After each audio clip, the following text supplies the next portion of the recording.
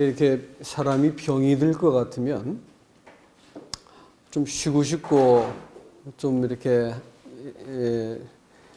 좀 편안하게 하고 싶은데 어떤 병은 반드시 이렇게 수술을 해야 된다거나 그렇게 해야 될 때가 있죠. 원치 않아도 수술을 하고 나면 고쳐지게 되는 거죠. 신앙생활이 그와 같습니다. 어떤 것은 우리가 참 이랬으면 좋겠다라고 싶을 때가 참 많지요. 근데 그렇게 하면 점점 이렇게 망하고 또 이렇게 쇠약해지고 결국은 이렇게 죽는 길인데, 자리를 딱 옮겨 앉듯이 또 우리가 서야 될 자리를 딱 때로는 괴로워도 내가 나를 부정해야 될 때가 있고 또 자리를 옮겨 서야 될 때가 있습니다. 이럴 때 괴로워도 그렇게 하고 나면 고쳐지는 거죠. 그러니까 신앙생활이라고 하는 것은 이런 면에 있어가지고 우리가 원하는 대로 편안하게 잘 되어지고 위로받고 기쁘고 좋으면 참 좋겠지요. 얼마나 좋겠습니까? 그러나 실은 그렇지 않다고 하는 것입니다. 오늘 읽을 요한복음 말씀도 그와 같습니다. 여러분 잘 생각해 보십시오. 요한복음 2장에서도 예수님께서 사람들한테 그 영광을 보이시고 표적을 나타내 보이셨는데 그 표적을 보았는데 사람들이 예수님을 믿었습니다. 그런데 예수님께서 그들을 믿지 않았다 이렇게 말씀했습니다. 6장에 가서도 요한복음에서 그들이 예수님을 따라다니면서 심지어는 왕을 삼으려고 구체적인 믿음을 갖고 있었습니다. 그럼에도 불구하고 예수님께서는 그들을 피해서 가버리셨어요. 그리고 예수님이 병을 고쳤다는 말을 듣고 사람들이 와가지고 이렇게 예수님을 막 이렇게 환대했지만 고향에서는 예수님을 낭떠러지에다 밀어서 죽이려고 했었고요. 돌을 던져서 예수님을 치려고도 했습니다. 그리고 예수님이 나사로를 살린 걸 보고 사람들이 호산나 그러고 이제 주여 오셔서 우리를 구원해 주십시오 하고 메시아라고 고백을 했음에도 불구하고 엿새 뒤에 십자가에 못 박으라고 소리를 질렀습니다. 그러니까 신앙이라고 하는 것은 우리가 생각하는 것과 조금 다릅니다. 사람들은 자기가 이렇게 했으면 참 좋겠다라고 싶겠지만 사실은 하나님이 지금 사람을 향해서 보고 있는 그 구원은 우리가 생각한 것과 달라요.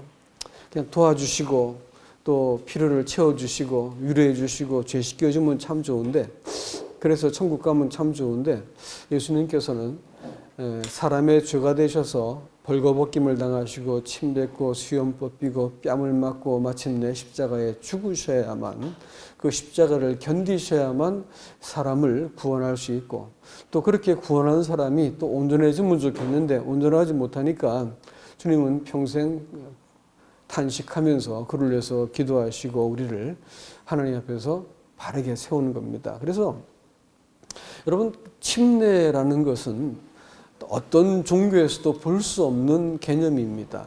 뭐냐면 예수님께서 우리와 함께 십자가에 죽었으면 됐지 그걸 꼭 사람한테 동의를 받아내는 겁니다. 그걸 뭐냐면 장례식이라고 부르잖아요. 장례식. 예수님께서 그 침례는 물속에 사람을 수장시켜 버리는 건데 억지로 침례는 주지 않습니다. 줄 수도 없고요. 예수와 함께 내가 꼭 죽어야 될 자라는 것을 인정이 되는 사람들, 내가 머리끝부터 발끝까지 아무리 들여다봐도 이 인간 참 소망이 없고 어쩌면 생각하는 것이 처음부터 끝까지 이렇게 악한가라는 것이 판단이 들고 이 사람이 꼭 십자가에 죽어야 되겠다라는 것이 인정이 된 사람들이 장사에 동의하는 겁니다. 여러분, 우리 어머니나 아버지 다 돌아가실 때도 분명히 운명하셨는데도 불구하고 장례식을 못 치릅니다. 어떻게 해야 될까요? 그 경찰서 가가지고 의사한테 가가지고 이렇게 이 사망 진단서를 받아야만 장례식이 가능한 거예요. 동의가 필요한 겁니다. 그러니까 이제 예수를 믿는다고 말하는 그것이 그냥 믿고 교회에 들어와서 잘 살고 뭐 이렇게 하면 좋겠는데 그렇게 하지 않고 이렇게 좀 괴기스럽고 끔찍한 이런 어떤 절차를 사람한테 요구한다라고 하는 것은 기독교 신앙이라는 것이 이렇게 만만한 것이 아니라는 것을 우리에게 말해주고 있습니다.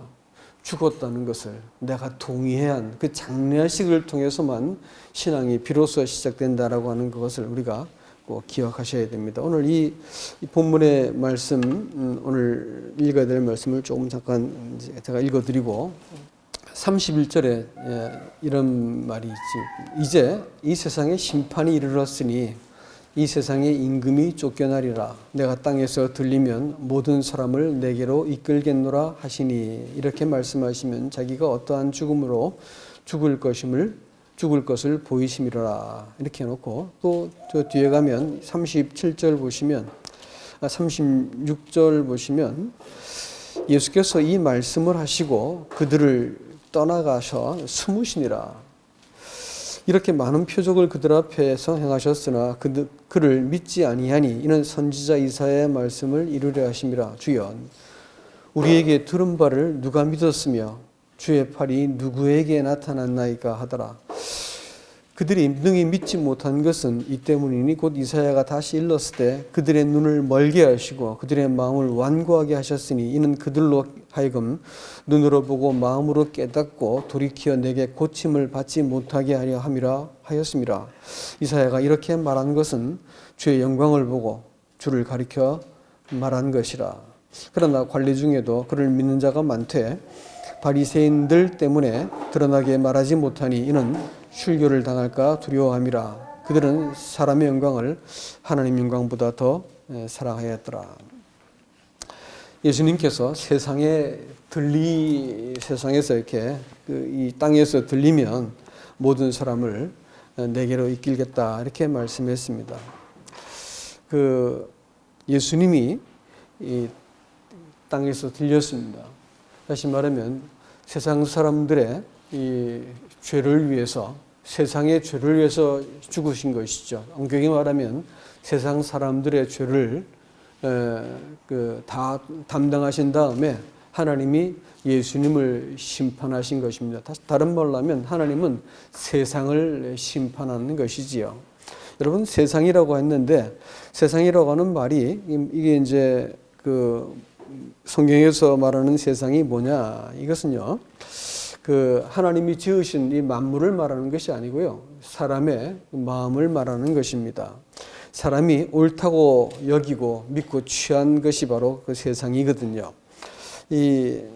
하나님은 세상을 사랑한 것이 아니고 사실 세상에 있는 사람을 사랑하신 것입니다. 오히려 세상은요. 자기에게 속하지 않은 사람을 미워한다고 요한복음 15장 19절을 해서 그렇게 말하고 있습니다. 우리가 그렇게 얻고자 하는 세상은 사실은 하나님께 보시기에는 심판을 받아야 될 대상입니다. 사단은 이 세상에 속한 사람들의 생각과 헛된 욕망을 가지고 사람을 지배하는 임금이라고 말을 했습니다. 여러분 물에서 사람이 똑같이 이렇게 물이 있지만 어떤 사람한테는 물이 놀이터지만 어떤 사람한테는 빠져 죽는 곳이기도 합니다. 세상을 바다라고 표현하는데 어떤 사람은 바다에 가면 파도에서 놀고 이렇게 놀이터가 되지만 어떤 사람은 빠져 죽는 사망의 골짜기와 같을 수도 있다는 것입니다. 세상을 우리가 어떤 눈으로 바라봐야 되는지를 우리가 잘못 분별할 것 같으면 우리는 세상에 함몰되고 빠져 죽을 수 있는 사람들입니다. 우리가 세상을 똑바로 보지 않으면 우리는 세상을 얻기 위해서 하나님을 빙자하는 거짓된 믿음에 빠지게 되어지고 그것은 하나님이 가장 미워하는 것입니다. 주님은 세상을 심판하실 겁니다. 다시 오셔가지고. 그러나 초림하신 예수님도 사실은 세상을 심판하신 것입니다. 그래서 십자가에서 모든 세상의 사람들의 죄를 다 담당하시고 심판을 받으신 것입니다. 그렇기 때문에 그렇게 세상이 심판을 받고 하나님께 순종한 이 예수 그리스도를 하나님께서 다시 땅에서 높이셨습니다. 높였다는 말은 올렸다, 땅에서 내가 들렸다라는 말은 두 가지 표현입니다. 한 가지는 저주를 받아서 심판을 받아서 이렇게 하나님께서 예수님께서 높여 들린 십자가를 말하기도 하고 그 똑같은 단어가 예수님을 빌립보서 2장 같은 데서 지극히 높였다라는 단어에서 같은 단어를 쓰거든요. 그러니까 이런 의미에서 예수님께서 높이 들리게 되었다라고 하는 것은 존귀함을 받았다, 영광을 받았다라는 것입니다. 그렇기 때문에 세상 임금이 쫓겨나게 되었다라는 겁니다. 이제는 이 그 주님께서 사랑하신 그 사람, 세상에서 불러내신 그 사람들을 예수님께서 사단의 권세를 끊으시고 친히 왕이 되셨기 때문에 세상 임금이 우리들에게 쫓겨났다, 이런 이제 말이 될 것입니다. 우리가 이 점에 있어 가지고 조금 생각을 해야 될 부분이 있습니다. 요한복음이 일관된 말씀이라는 것을 요한복음을 강해를 하면서 많이 느끼게 되는데, 빛이 세상에 왔지만 세상이 빛보다 어둠을 더 사랑했습니다. 그리고 자기 행위가 악하기 때문에 이 어둠을 빛보다 더 사랑했다라고 요한복음 3장 19절에서 말합니다. 그래서 자기 그 생명을 사랑하는 사람은 잃어버릴 것이요, 이 세상에서 자기 생명을 미워하는 자는 영생하도록 보존할 것이라고 오늘 25절 말씀이 우리에게 말을 해주고 있습니다. 성경이 지금 우리에게 지금 말을 해주고 있는 그것은 뭐냐면요, 사람이 갖고 있는 이 본성적인 그 마음, 자기가 세상을 취하기 위해서 하나님을 버렸기 때문에 세상이라고 말하는 것은 사람이 옳다고 믿고 좋게 여기고 가치 있게 여기는 것이 바로 세상입니다. 근데 사람들은 그 자기가 생각한 세상을 취하기 위해서 하나님을 얼마든지 믿어주고 왕 삼을 수도 있고 따라다닐 수도 있습니다. 그렇지만 성경은 바로 그 세상에서 사람이 구별되지 않으면 세상을 사랑하는 그것이 여기서 오늘은 자기 생명이라고 표현하고 있습니다. 자기 생명을 미워하지 않으면 우리가 보존할 수 없다, 이렇게 얘기하고 있고, 자기 생명을 사랑하는 자는 반드시 잃을 것이다 라고 말한 것은 여러분 농담이 아니고 성경이 아주 정확하게 우리에게 지금 말해주고 있는 원리라고 말하는 것입니다.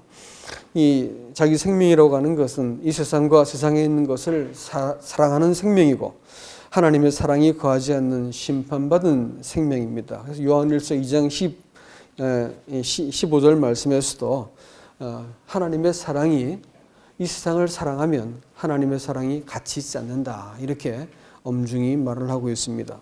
많은 거짓 선지자들이 요한일서 4장 1절에 볼 것 같으면 많은 거짓 선지자가 나와서 세상을 위해서 하나님 말씀을 가지고 사람에게 아첨을 합니다. 근사한 말씀, 들을 만한 말씀, 유익한 말씀, 사람한테 참 좋을 것 같은 말씀을 가지고 사람에게 말을 하지만 사실 그것은 사람을 살리는 말씀이 아니고 죽이는 겁니다. 그래서 요한일서 4장 1절 말씀은 그 영이 하나님께 속했나 시험해 보라고 우리에게 단호하게 말을 하고 있습니다.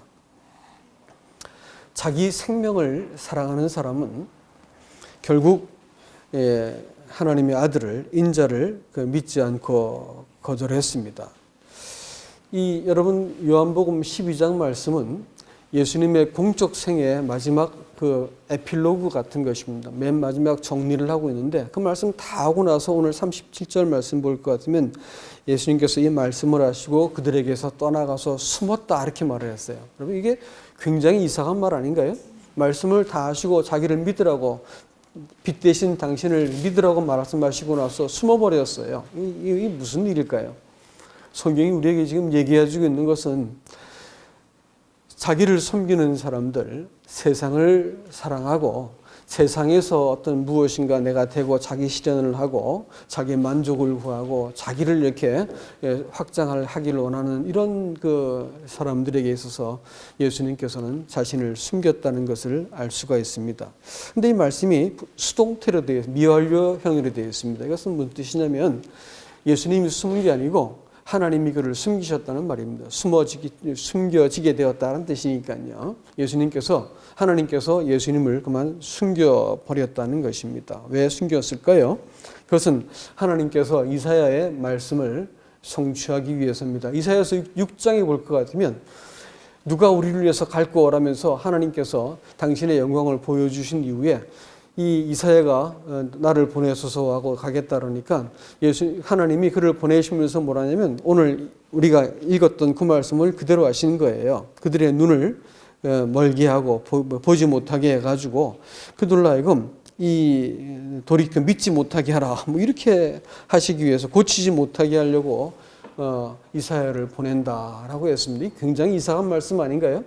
돌이켜 믿고 고침을 받는 것은 구원을 말하는데 그들에게 구원을 하나님께서 베풀기를 원치 않았다는 말이 되는 거거든요. 이런 말씀이 성경에 나와 있다는 것이 이상하지 않을까요? 그들이 돌이켜 믿지 못하게 하고 보지 못하게 하고 그래서 고침받지 못하게 하라는 것이에요. 어떤 사람에게 하나님께서 이와 같은 말씀을 하고 계신가라는 것이지요. 오늘 본문의 말씀은 사람의 영광을 하나님의 영광보다 더 사랑한 사람들이었다라고 이렇게 말을 했습니다.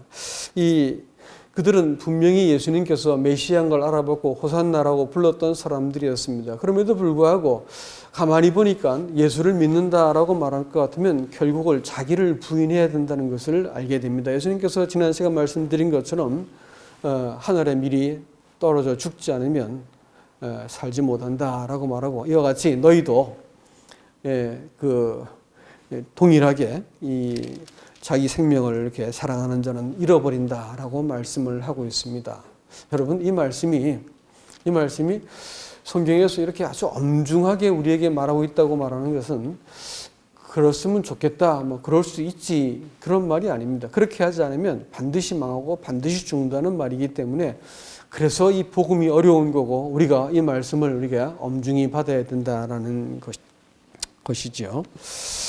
이 데살로니가후서 2장 11절 말씀에서는 진리의 사랑을 받지 않는 자들에 대해서 그들이 거짓 것을 믿게 하셨다라고 데살로니가전서 후서 2장 11절은 그렇게 말을 하고 있습니다. 읽어드릴까요? 그러므로 하나님이 미혹의 역사를 그들에게 보내사 거짓 것을 믿게 하심은 진리를 믿지 않고 불의를 좋아하는 모든 자들로 하여금 심판을 받게 하려 함이라. 그러니까 하나님께서 심판을 받게 하기 위해서 그들에게 이렇게 미혹될 것을 역사하게 허락했다라는 것입니다. 끝까지 진리를 따라가지 않죠. 예수가 그리스도인 줄 알고 예수가 하나님의 아들인 거 다 알아도 안 믿습니다. 왜 안 믿을까요? 그렇게 믿다가 내가 망하겠구나라고 생각이 들면 안 믿게 되어 있다는 것이 받을래도 받을 수가 없다는 것입니다. 사실 이런 일들은 이 일이 처음인 것이 아니고 에덴 동산에서도 이런 일이 일어난 것을 여러분 기억하시죠? 하나님께서 생명나무 열매를 먹을 수 있는 생명나무로 향하는 그 길을 막으셨습니다. 불칼로 천사들을 두어서 그 길을 가지 못하게 막아버린 것을 알 수 있습니다. 하나님 대신 세상을 사랑하는 사람들이 돌이켜서 영생을 얻지 못하게 만들었습니다. 죄사함을 받고 하나님과 관계가 잃렸어도 빛 대신 예수님이 내 마음을 밝혀가지고 내 모든 허위를 드러내시고 나를 고치셔야 되고 하나님 말씀이 내 속에 들어와야 되고 하나님의 뜻과 성품이 내 뜻과 내 성품이 되어지고 내가 거룩한 가치를 따르고 영혼을 사모하는 사람이 되는 것이 하나님의 목적인데 그건 싫은 거예요. 그거는 싫고 그저 나를 사랑하고 내게 복을 주고 내가 이 땅에서 그냥 이렇게 평안하게 살다가 평안히 돌아갈 수 있는 그 정도 하나님은 내가 믿어주겠다는 겁니다. 그렇다면 내가 교회도 나와주고 헌금도 주겠다는 거예요. 그렇지만 결국은 성경이 말하는 것은 뭐냐면 네가 지금 너라고 믿고 있는 그 생명은 함께 장사 지내야 되겠다라고 말씀하시는 것을 평생 줄다리기 하면서 내가 동의해드리지 않는 것이 사실 우리의 형편이라는 것입니다. 아무리 표적을 보여줘도 그들이 믿지 않았습니다. 거꾸로 생각했을 때 하나님이 그 사람들을 이렇게 좀 더 강한 확신과 분명한 메시지와 또 놀라운 표적을 보여주면 그 사람들도 믿을 수 있지 않았을까? 이렇게 생각을 할 수 있습니다. 그러나 여러분들 그것은요, 이 사람들의 악이 어디에 기초를 두고 어디에 기반을 두고 어디에 뿌리를 둔지를 잘 몰라서 그러는 것입니다. 사실 사람들이 원래 딛고 있던 자리는 하나님과 원수된 자리였습니다. 배은망덕한 자리라는 것은 그건 귀여운 거고요. 하나님을 원수로 알고 하나님의 아들이라도 죽일 수 있고 창조자를 얼마든지 부인해버릴 수 있고 비웃을 수 있는 이런 사실 악한 그 자리에 있는 것입니다. 그것이 겉으로는 가장 아름다운 종교적인 언어를 쓰고 사람들에게 친근하게 말을 하고 나를 위하는 것처럼 말하지만 그것은 사실은 사람을 얼마든지 죽일 수 있다는 것을 기억해야 됩니다. 그래서 예수님께서는 그들로부터 자신을 숨기시면서 공적 사역을 종결하셨습니다. 그것은 하나님께서 그들을 버리셨다라는 말이 되는 것입니다. 그래서 오늘 이 40절 말씀을 보실 것 같으면 그들이 눈을 멀게 하시고 그들의 마음을 완고하게 하셨으니 이는 그들의 눈으로 보고. 그런데 보고라는 말이 재밌는 표현입니다. 본다는 말이 성경에서는 본다는 말이 두 가지가 있어요. 에이도가 있고 블레포가 있는데, 에이도라고 하는 단어가 뭐냐, 헬라에서 그것은 단지 무엇을 이렇게 본다라는 거예요. 응시한다는 것이고요. 블레포라고 하는 것은 그 마음을 안다는 거예요. 성경에서 구원받는 믿음은 당연히 뭐겠어요? 블레포입니다. 근데 이것은 블레포를 쓰지 않고 에이도라는 말을 썼다는 것은 주목해 봐야 됩니다. 에이도라는 말에서 뭐가 나오냐면 에이돌론이 나오는데 그것이 아이돌이란 말입니다. 아이돌이 뭘까요? 우상이죠. 우상입니다. 그래서 사람들은 자기가 보고 싶은 걸 보는 거예요. 아무리 말을 해도 못 알아듣고요. 아무리 말을 해도 자기가 듣고 싶은 것만 듣게 돼 있고 보고 싶은 것만 보는 거예요. 그래서 신앙생활 평생 해도 자기가 믿고 싶은 대로 믿어버립니다. 그래서 맨 마지막에 예수 그리스도를 만날 때 아주 낯선 분을 여러분이 대하게 될지도 모릅니다. 에이돌론이 아니고요. 뭐라고요? 블레포입니다. 마음으로 주의 심령을 아는 것을 우리가 블레포라는 것이죠. 그리고 마음으로 깨닫고 이렇게 했는데, 깨닫고라는 말이 재밌는 단어입니다. 이건 노이에오라는 단어인데, 노이아라는 말이 뭐냐면 메타노이아 할 때 말이에요. 메타라는 것은 바꾸다, 노이아라고 하는 것은 생각, 길, 마음 이런 뜻이거든요. 그러니까 회개란 말이 뭘까요? 메타노이아입니다. 마음과 뜻과 길을 이렇게 바꾸는 것, 이걸 가지고 메타노이아라고 부르는데, 이것은 메타가 빠지고 노이아입니다. 그래서 그것을 어떻게 이해하냐면 마음을 사용하다, 알아두는 거예요. 그냥 구속도 알고 죄사함도 알고 천국 가는 비결 다 깨달았어. 거듭남의 비결도 다 알았어. 그렇지만 그것은 알아둔 겁니다. 마음을 바꾸지는 않은 거예요. 끝내 이기적이고 끝내 자기를 위해서 하나님과 사람을 이용하려 들고 지배하려 들고 하는 이런 사람의 본성을 바꾸지 않는 한 우리는 이 성경에서 말하는, 여기서 말하는 그 마음으로 깨닫고 돌이켜라고 하는 말이 응하지 않는 것이에요. 깨닫다라는 말이 이제 노예오다라고 말씀했습니다. 우리가 이런 의미에서 그들은 회개한 적이 없는, 복음의 지식을 잘 깨닫고 인식한 사람들이었지 회개한 적이 없는 사람이라는 것을 알 수가 있습니다. 여기서 돌이켜라는 말도 마찬가지입니다. 그것도 단순히 영적 회개가 아니라 단순히 길을 바꾸다, 그냥 이렇게 감정 없는 돌이킴을 말합니다. 그래서 마태복음 10장 13절 말씀에서 너희가 전도하러 나가, 제자들이 전도하러 갔을 때 너희가 그들을 위해서 평안을 빌었는데 그 평안을 그들이 받지 않으면 그 평안이 너희에게 돌아올 것이오라고 할 때 돌아오다라는 말이 바로 여기서 쓴 스트레포라는 단어입니다. 그리고 또 마태복음 13장 44절 이하에 볼 것 같으면 귀신이 한 사람에게 쫓겨났다가 돌아다니다가 이제 쉴 데가 없으니까 다시 그 먼저 있던 그 거처하던 집으로 그 사람에게 돌아갔다 할 때 돌아갔다는 단어도 스트레포. 그러니까 이것은 우리가 믿음으로 하나님께 그 길을 바꿨다는 말이 아니고 그냥 단순한 의미로 돌아갔다라는 말을 쓰고 있다는 것은 우리가 주목해 보아야 되는 것이죠. 그러니까 에덴 동산에서 첫사람이 여전히 그는 하나님께 제사를 드렸고 그 아들을 낳고 나서 드디어 내가 자식을 낳았다 해가지고 기뻐하고 하나님의 사람인 것처럼 했지만 사실은 하나님께서 그들에게 그 영생의 길을 막았습니다. 죄사함은 받았지만 영생은 받지 못했다는 것이죠. 영생으로 가는 그 생명나무 길을 막았다는 것입니다. 왜 그럴까요? 자기가 생각한 영생이었습니다. 자기를 섬기는 구원이었고요. 네? 그런 것이었습니다. 그렇기 때문에 하나님은 그들에게 그 길을 막았다는 것을 알 수가 있습니다. 오늘 많은 사람들이 이 마지막 시대에는요, 사람들이 저는 사실은 이런 환란이 일어나가지고 온역이 일어나가지고 마음 약한 사람들이 교회를 우르르 떨어져 나가는 그것은 작은 일이라고 봅니다. 더 큰 일은 뭐냐면 사람들이 오늘 데살로니가 후서 2장 11절에서도 말씀을 우리가 보았지만 미혹을 받는 것입니다. 다시 말하면 거짓된 확신과 거짓된 믿음을 가지고 나는 구원받았다라고 생각하면서 감쪽같이 속고 있다가 마지막에 지옥에 가게 될 것이다 라는 것입니다.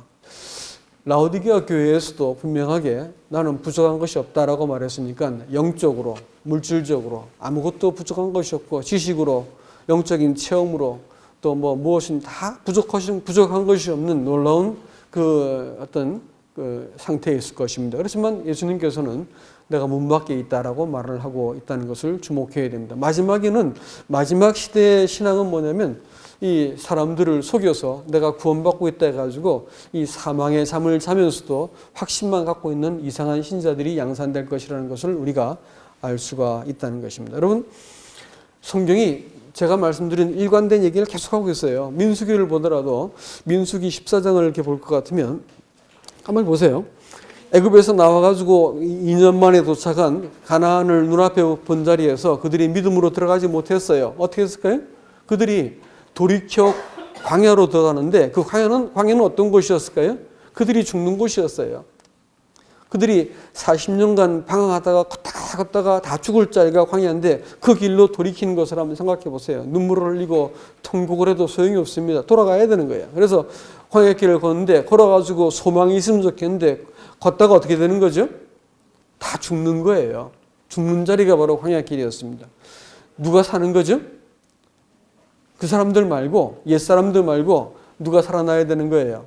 새 세대가 일어나야 되는 거예요. 새 사람이 일어나야 되는 거예요. 우리 안에서 지금까지 내가 수십 년을 살아오면서 나라고 믿고 있던 그 사람 말고요, 하나님 앞에서 살아난 사람이 있지 않을 것 같으면 사실 신앙은요, 흉내내기입니다. 전통 안에서 사람들이 이렇게 영적인 어떤 이렇게 여기서 퍼포먼스하고 돌아가는 것이고요. 그런 거예요. 성경을 봐도 이해는 되지만 마음은 고치지 않는 거. 이렇게 하면서 예수를 믿는다고 착각은 할 수 있습니다. 그렇지만 말이죠. 내 속에서 새로 일어난 그 사람, 하나님을 사랑하고 하나님이면 이 모든 상황 속에서 이 문제를 수습할 수 있습니다라고 신뢰하고 있는 사람. 똑같은 문제를 바라보도 하나님이 계시기 때문에 하나님을 의지해서 소망을 품는 사람이에요. 이런 사람을 하나님께서 얻어내시기 위해서 40년간 광야를 걷게 만드십니다. 여러분 생각을 해보시기 바랍니다. 그 40년 동안 그때 그 우울한 광야길을 걸어가는데 고라자손들이 나가지고 너만 인도자냐고 막 들고 일어나서 아주 풍비박산이 났어요. 그리고 좀 가다 보니까 미리암 죽어요. 아론 죽습니다. 모세도 죽어요. 그저 죽는 얘기가 줄줄이 나옵니다. 그리고 또 이제 만나가 지겨우니까 만나 안 먹겠다고 뭐 이렇게 더 좋은 거 없나 하니까 하나님께서 불병을 보내버렸어요. 만나가 뭐냐면 그리스도거든요. 사실 그리스도를 통해서 세상을 사는 것이 신앙입니다. 여러분, 이거 예수가 내 삶에 있어가지고 충분한가? 그만하면 충분한가라고 물어보셔야 됩니다. 예수가 낯설고 예수가 지겹고 예수를 통해서 사는 것은 왠지 깝깝하고 이렇게 좀 부족해 보인다 할 것 같으면 신앙이 굉장히 위험한 상태라는 것을 기억하시기 바랍니다. 주님께서는 예수 안에 모든 것을, 경건에 관한 모든 것, 이 땅을 살아갈 모든 것을 주셨는데 그걸 만나라고 표현한 이유가 이 땅을 살아갈 수 있는 모든 근거와 힘과 그 자원이 다 누구한테 있냐면 예수 안에 있다고 말하는 건데요. 이 예수가 지겨운 거예요. 그러니까 하나님이 너 더 이상 살려낼 필요가 없겠구나 해가지고 불뱀을 보냅니다. 불뱀은 심판자지요. 심판한 자가 와서 다 물어 죽입니다. 막 얼마나 많은 사람들이 광야에서 죽어간지 모릅니다. 그 다음에 또 어떻게 해요? 모압 여인들이 와가지고 음행을 해가지고 수만 명이 또 죽습니다. 그저 죽는 얘기가 계속 나오죠. 그 세대 사람들이 늙어 죽던, 병들어 죽던, 범죄해 죽던 다 죽어나가는 거예요. 누구를 살리기 위한 걸까요? 새 사람을 얻어내기 위한 것입니다. 이렇게 암울한 그 메시지 속에서 심지어는 제사장 직분을 이스라엘 백성들이 받았었는데 그것이 이제 한 지파 비느하스의 자손들에게 넘어가 버리는 이 불행한 일도 당해버리고 그야말로 이것저것 다 잃어버리는 자리에 서게 된 것이 바로 이 광야길로 회정했던 이스라엘 백성들의 발걸음이었습니다. 그러나 이 광야길이 그럼 다 망하는 길이었냐? 아니었어요. 하나님께서 새로운 세대를 일으키기 위해서 그 가운데서도 가자마자 딱 돌아서자마자 민수기 15장부터 하나님께서 제사 제도를 재정비하십니다. 그리고 이 절기도 다시 정비하시고요. 그 다음에 사람을 세우고 또 봉사의 직무를 분담하고 백성을 정결케 하시기 위해서 암송아지 제를 만들어서 비치해 놓고 그리고 이 가나안 족속들의 주변 족속들을 정복하기 시작하십니다. 그리고 마침내 이 가나안 들어가서 어떻게 행할 것인지를 이제 가데스 바니아 모압 평야에서 이 신세대들을 모아놓고 이렇게 교훈하시는 것이 신명기가 되는 것이죠. 이렇게 하나님은 우리가 이 땅을 살아가는 동안 가만히 보세요. 늙고 병들고 그 다음에 결국은 죽는 겁니다. 붙들고 있던 거 다 놓게 되어지고 얼굴에 빛이 사라지고 친구들도 사라지고 돈도 사라지고 건강도 사라지고 다 사라지게 돼 있어요. 우리는 결국은 그런 길을 가게 되어 있습니다. 근데 여기서 우리 안에 있는 새 사람을 보지 못하면 늙는다고 하는 것은 말할 수 없이 초라하고 비참한 일입니다. 예? 인생이라고 하는 것은 슬픈 일이에요. 말할 수 없는 그 비극적인 스토리입니다. 다 잃어버리는 거거든요. 다 잃어버리는 거예요. 망하는 길이거든요. 죽는 길이거든요. 이 안에서 우리 안에 있는 그 예수를 보지 못하고 그 예수가 우리 안에서 사는 것을 배우지 못하면 삶은 살수록 수고롭고 고단합니다.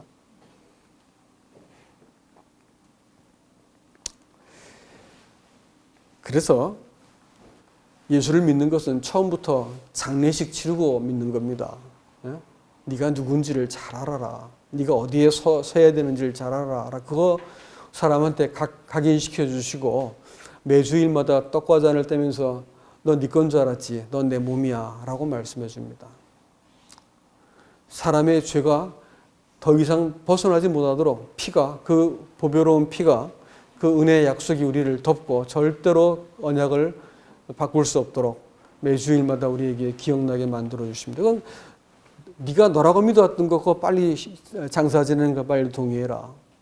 넌 네가 아니고 네 속에 살고 있는 나와 함께 된 내가 너다라고 자꾸 말씀을 해주고 있는 것입니다. 결국 이 새 생명을 품은 사람만 사는 겁니다. 우리가 이 어떤 사람한테는 끝까지 보지 못하게 만들고 믿지 못하게 만들고 고침받지 못하게 만드세요. 예수 믿는 게 그렇게 해피엔딩이고 그야말로 페어리테일 같이 듣기 좋은 얘기가 아닙니다. 반드시 그야말로 죽음을 선고하는 자리까지 가야 될지 모릅니다. 우리는 근자의 교회 어려움들을 겪으면서 마음에 슬픈 마음이 많이 들었다가도 한편 생각이 드는 것은 뭐냐면 우리가 가야 될 것이 어딘가라고 생각이 들어지면 우리가 그곳으로 가는 길에는 이런 과정이 필요한 것이다 라고 생각이 들어지니까 마음이 도리어 비장한 마음이 들어지고요. 마음에 예수 그리스도가 계신 분들은 저렇게 하다가 일어날 수 있게 되기를 정말로 기도하게 되어지고 기다리게 되는 것입니다. 그래서 결국 우리가 가야 될 것은 나한테 좋고 편리하고 듣기가 이렇게 잘해주고 뭐 이렇게 하는 그런 관계를 우리가 찾아가는 것이 신앙생활이 아니고 결국은 자기한테 사망 선고를 내릴 수 있는 사람들입니다. 예수 생명이 내 속에서 살 수 있도록 하는 그것이 사실 신앙이라고 말하는 겁니다. 이 세상의 복음은 결국은 자기가 잘 되는 것이 세상의 복음이고요.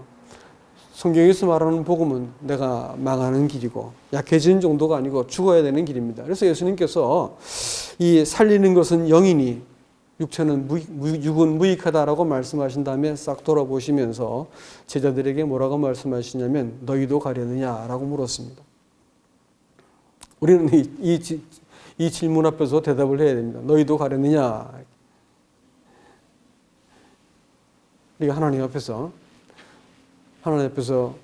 어떤 생명으로 살아야 할지를 잘 생각해 보셔야 됩니다. 이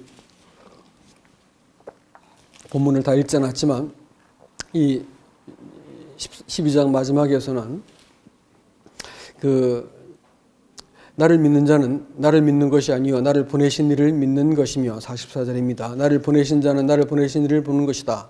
나를 보는 자는 나는 빛으로 세상에 왔나니 물은 나를 믿는 자로 어둠에 거하지 않게 하려 함이라. 사람이 내 말을 듣고 지키지 아니하여도 내가 그를 심판치 아니하노라. 내가 온 것은 세상을 심판하러 온 것이 아니요 세상을 구원하려 함이라. 나를 저버리고 내 말을 받지 아니하는 자를 심판할 리가 있으니 곧 내가 한 내가 한 그 말이 마지막 날에 그를 심판하리라. 내가 자의로 말한 것이 아니요 나를 보내신 아버지께서 내가 말할 것과 이룰 것을 친히 명령하여 주셨으니 나는 그의 명령이 영생인 줄 아노라. 그러므로 내가 이루는 것은 내 아버지께서 내게 말씀하신 그대로니라. 여러분, 이 구속의 목적이 사람을 사랑하고 용서해가지고 천국 보내는 거라고 부디 그렇게 믿지 않길 바랍니다. 그건 정말로 사람을 속이는 겁니다. 그렇게 하신 목적이 있죠. 뭘까요? 사람을 하나님 아들답게 만드는 것입니다. 하나님의 아들을 얻기 위해서인 거예요. 하나님의 아들이 그래서 이름이 뭐예요? 말씀이세요. 그분은 말씀을 성취하러 오셨고요. 말씀을 드러내러 오셨습니다. 그럼 그리스도인들의 삶이라는 것은 뭘까요? 우리 평생 우리를 살려두신 목적이 뭘까요? 말씀이 나한테서 성취가 되는 것입니다. 말씀이 그 사람을 증거하는 거예요. 그 사람의 삶이 말씀 따라서 그 사람의 삶을 통해서 말씀이 증명되지 않는다 할 것 같으면 말씀 따르고 그 사람 따를 것 같으면 미안하지만 그것은요 성경에서 말하는 구원이 아니라고요. 말씀은 하나님의 성품을 표현하고 있잖아요.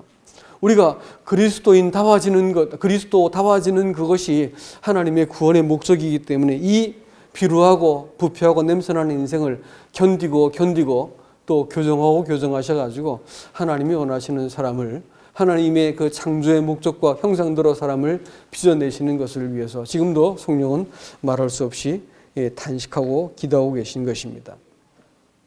주님께서 그 마지막 날 심판하실 리가 따로 있는데 지금이야 예수님 계실 때는 나를 거절해도 좋은데 그렇지만 말이야 너희가 이 구속을 받고 난 이후에 평생 동안 네 삶 속에서 내가 한 말이 너희 삶과 다를 것 같으면 그때 너는 심판을 받게 돼라는 말입니다. 우리는 우리 심판을 남겨놓고 있는 사람들이에요. 근데 그 심판은 우리가 그렇게 사랑하던 그 말씀이 우리를 심판할 겁니다. 이 땅에서 말씀이 불편하고 무관심하고 별로 이렇게 나하고 상관이 없는 사람들은 그날에 말씀이 우리를 심판한다는 것은 말할 수 없이 두려운 일이 될 것이고 하나님도 너 누구냐 이렇게 할 것입니다. 틀림없습니다. 그러나 그리스도인들이 이 땅에서 주의 말씀을 사랑하고 그 말씀의 근거에서 내 삶을 걸고 내 상황과 모든 감정은 말씀과 동의가 안 돼. 그렇지만 하나님께서 이렇게 말씀했기 때문에 내가 순종하겠습니다. 이렇게 했더니 그 말씀이 내 속에서 역사하고 말씀을 증명해내시고 과연 하나님이시다라는 것을 자꾸 보여주기 시작할 때 우리의 마음속에 주의 말씀만 제가 따르겠습니다라고 하는 거룩한 중심이 우리 속에 생겨나는 것입니다. 여러분 명령이다. 주의 말씀이 영생이다 이렇게 말하는 것은 심각한 말입니다. 명령이라고 하는 것은 군대에 있을 때 명령을 지키잖아요. 안 지킨다고요? 그거는 큰일 날 일입니다. 하나님이 성경에서도 명령하셨다라는 말은 주의 있게 보셔야 돼요. 그렇게 하지 않으면 그거는 우리의 영혼의 문제와 직결되어 있기 때문에 그렇습니다. 주의 말씀이 영생이다. 그 명령하신 것이 영생이다라고 말할 것 같으면 우리가 이 말씀 그것이 우리 속에 얼마큼 간절하게 성취되어야 되는지를 알게 되어지고 하나님 말씀을 이용해 먹고 하나님을 그 자기의 행복을 위해서 내가 이렇게 받아들이려고 하는 그 사람들은 이 땅에서 그 하나님께서 그 말씀을 감춘다는 것입니다. 말씀을 맺겠습니다. 여러분 세상은 우리를 미워합니다. 왜냐하면 자기에게 속한 자가 아니기 때문에 그렇죠. 그리스도인들은 그리스도께 속한 자들입니다. 그래서 우리는 세상의 미움을 받을 겁니다. 그런데 세상을 얻고자 하고 세상에서 자기를 실현하려고 교회에서조차 세상적인 방법을 동원해가지고 회유하고 속이고 이겨먹고 지배하려 들고 이렇게 할 것 같으면 그거는 이상한 일이죠. 굉장히 이상한 거예요. 그 하나님이 하나님으로부터 온 그 근본이 아니라는 것이죠. 그 중심이 하나님으로부터 온 것이 아니라는 것입니다. 그렇기 때문에 이상한 이렇게 행동을 자꾸 하는 것이죠. 우리가 주님이 오시게 되어질 때 우리가 어떤 사람으로 발견되어질지는 이 땅에서 이렇게 연습되어야 되는 것입니다. 교회는 바로 그런 곳입니다. 그래서 주님께서 공적인 사역을 12장에서 마치지만 13장에서는 자기의 사랑하는 제자들을 나타놓고 사랑하는 사람들과 더불어 개인적인 교제를 하시면서 공생애를 마치세요. 여러분 이 공적 사역을 우리가 마감을 하면서 주님께서 자기가 결국은 숨기셨다라고 말하는 것은 그들에게는 구원을 주지 않겠다고 말하는 것입니다. 우리가 얼만큼 간절하게 우리가 받은 복음을 바르게 이렇게 순종하고 따라가야 될지를 다시 한번 생각할 수 있기를 원합니다. 이상입니다.